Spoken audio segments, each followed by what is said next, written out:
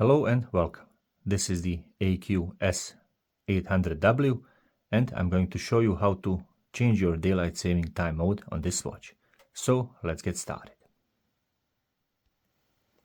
From the standard timekeeping mode, and that's the mode when the watch tells the time, press and hold the upper left button until you hear the beep. And there it is. Once there, press the mode button once, and we are in the position of shuffling our daylight saving time mode by pressing the lower right button. It shuffles between on or off, and you can set it the way you want it.